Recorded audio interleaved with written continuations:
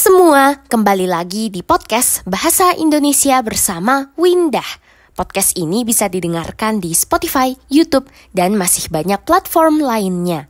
Sebelum kita mulai episode ini, aku mau mengucapkan terima kasih kepada Elisa karena sudah mendukung podcast ini melalui Patreon. Semoga podcast ini bisa terus membantumu belajar bahasa Indonesia ya. Memasuki bulan Juni, banyak siswa dan mahasiswa yang lulus dari pendidikan. Jadi, di episode kali ini kita akan membahas apa yang mereka lakukan di hari kelulusan, terutama di Indonesia. Topik pendidikan sudah beberapa kali kita bahas di podcast ini. Apakah para pendengar ingat? Aku pernah mengatakan bahwa kebanyakan orang Indonesia melanjutkan kuliah setelah lulus SMA. Ternyata belum tentu loh. Kebetulan tesis S2-ku berhubungan dengan pendidikan. Dan berdasarkan data, ternyata hanya sekitar 25% pekerja di Indonesia adalah lulusan kuliah S1. 26%-nya hanya lulusan SMA saja. Bahkan 27% tidak lulus SMA, hanya lulus SMP atau bahkan di bawahnya. Data ini hanya termasuk orang yang sedang bekerja penuh waktu, full time. Jadi, kalau untuk seluruh populasi orang Indonesia, mungkin tingkat pendidikannya lebih rendah lagi dari yang aku sebutkan tadi. Jujur, aku kaget banget waktu melihat angka-angka ini. Karena kalau yang aku lihat dengan mataku sendiri, perkiraanku 50-60% orang Indonesia menyelesaikan kuliah S1. Ternyata mungkin itu hanya di dalam lingkungan pergaulanku sendiri. Hanya teman-temanku saja yang seperti itu. Kenyataannya sangat berbeda. Hanya 25%. Bagaimana dengan pendidikan di negara kalian? Lebih baik atau kurang lebih sama dengan Indonesia? Nah, sekarang kita kembali ke topik kelulusan. Mulai dari kelulusan SMA.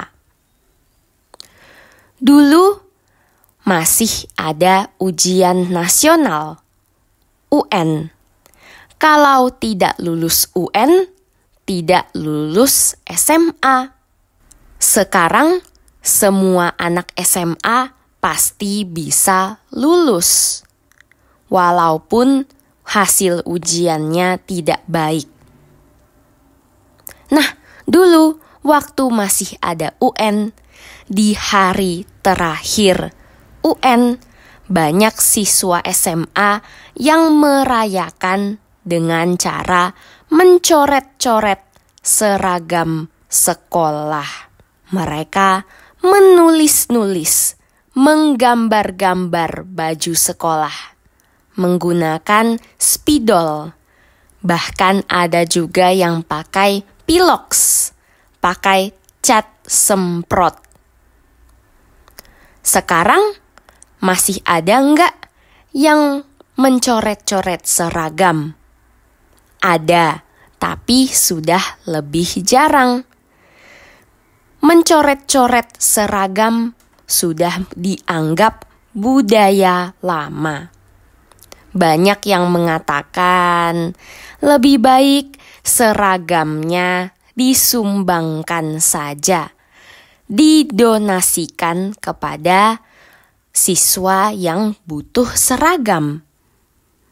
Dan juga banyak yang mengatakan karena sekarang sudah tidak ada UN, ujian nasional, kelulusan SMA jadi bukan pencapaian besar lagi. Semua orang bisa lulus SMA dengan mudah. Dulu, waktu aku masih SMA, masih ada UN.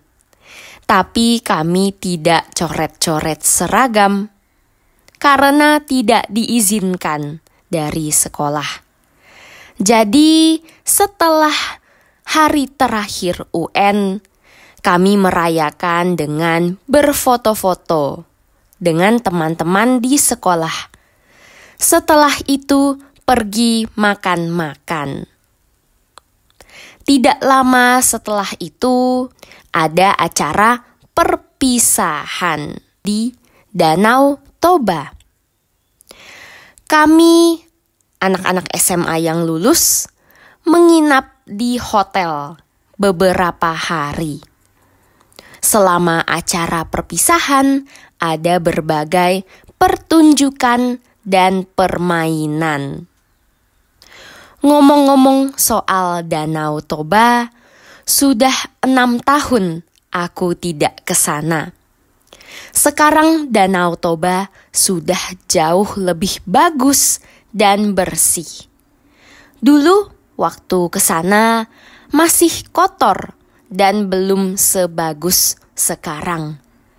Melihat foto teman-temanku ke Danau Toba, aku jadi ingin pergi lagi. Mungkin kita bisa bahas Danau Toba di podcast ini. Tapi pastinya aku mau ke sana dulu dong, baru bisa ngobrol soal Danau Toba. Nah, kembali lagi ke topik kelulusan. Biasanya bagi orang Indonesia, kelulusan SMA itu tidak terlalu spesial. Apalagi sejak tidak ada UN. Jadi tidak ada wisuda untuk SMA. Hanya ada acara perpisahan. Walaupun begitu, ada beberapa sekolah yang punya wisuda graduation untuk SMA. Bahkan ada juga wisuda untuk anak TK. Beberapa orang menganggap wisuda SMA, apalagi wisuda TK, hanya buang-buang uang saja. Wisuda yang sungguhan adalah waktu kita menyelesaikan kuliah. Setelah 4 tahun bersusah payah menyelesaikan kuliah dan skripsi, wisuda adalah waktu yang tepat untuk merayakannya. Di acara wisuda, setiap wisudawan, setiap mahasiswa yang lulus dipanggil satu persatu dan diberikan ijazah. Ijazah adalah surat yang menandakan seseorang sudah menyelesaikan pendidikannya. Tentu saja di hari wisuda ada orang tua atau keluarga yang hadir. Saat wisuda, semua wisudawan memakai toga. Toga terdiri dari topi dan jubah, cape. Topi dan jubah ini biasanya berwarna hitam. Tapi bukan hitam polos, bukan hitam kosong. Biasanya ada warna-warna lain juga. Nah, desain toga setiap universitas di Indonesia berbeda-beda. Di hari wisuda, yang paling repot, paling banyak kerjaan itu yang perempuan. Karena harus pakai kebaya dan juga sepatu hak tinggi. Kebaya adalah baju tradisional perempuan yang berasal dari berbagai negara di Asia Tenggara, termasuk Indonesia. Kebaya terdiri dari atasan brokat dan juga rok batik. Kebaya ini sangat formal, jadi hanya dipakai untuk acara-acara penting saja, seperti wisuda dan pernikahan. Mahasiswa perempuan bisa menyiapkan dari jauh-jauh hari untuk menyewa atau membeli kebaya yang baru. Selain kebaya, jangan sampai lupa untuk dandan.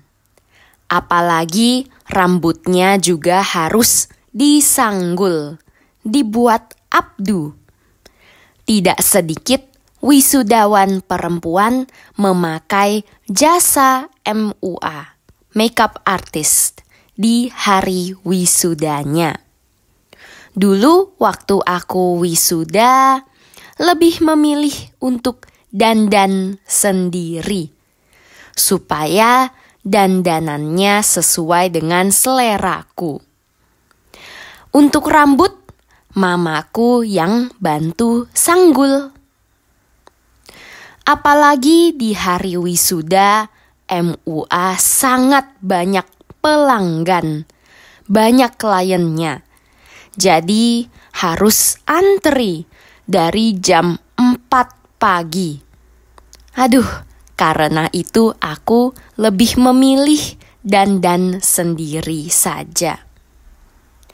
Nah, itu untuk wisudawan perempuan. Bagaimana dengan yang laki-laki? Jujur, aku kurang tahu. Aku bahkan tidak tahu mereka pakai baju apa.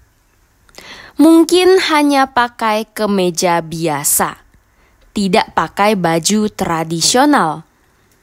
Bahkan kalau mereka di dalam toga hanya memakai kaos biasa, t-shirt, juga tidak ada yang tahu. Waktu foto-foto setelah acara wisuda, laki-laki sangat jarang yang membuka toganya, membuka jubahnya.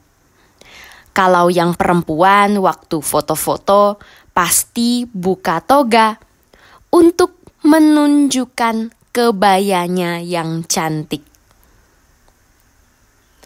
Setelah acara wisuda, para wisudawan bertemu teman-teman dan keluarga. Teman-teman dan keluarga yang datang akan memberikan buket bunga dan juga hadiah-hadiah lain. Setelah foto-foto bersama di kampus tercinta,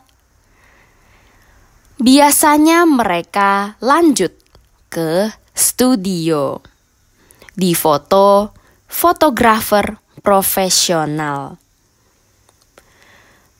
Mereka foto-foto dengan teman-teman dekat dan juga keluarga. Akhirnya lanjut makan-makan atau jalan-jalan. Kebahagiaan wisuda akhirnya selesai di hari itu. Setelah itu, hidup sesungguhnya baru dimulai. ketika mereka bekerja. Tidak semuanya langsung bekerja sih.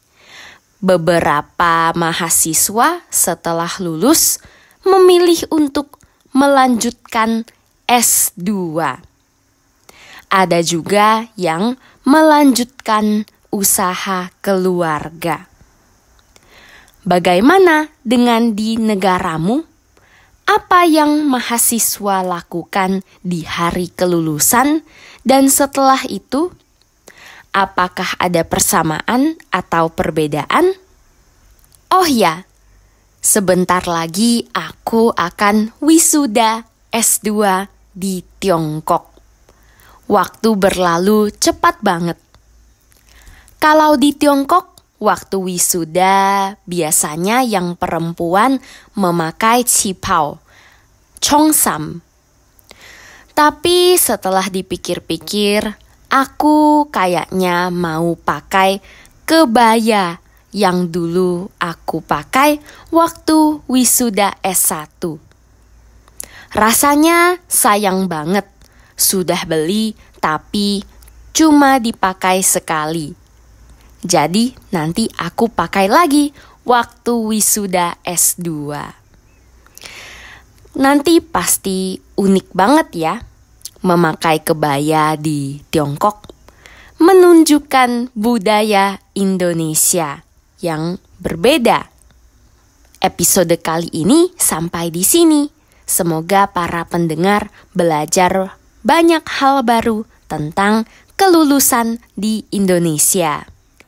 Jangan lupa dukung podcast ini ya dengan menjadi sahabat Windah di Patreon dan dapatkan transkrip serta terjemahan untuk semua episode yang ada di podcast ini. Bisa juga dukung podcast ini dengan memberikan penilaian di Spotify dan Apple Podcast serta membagikannya di media sosialmu. Sampai jumpa di episode berikutnya. Dah!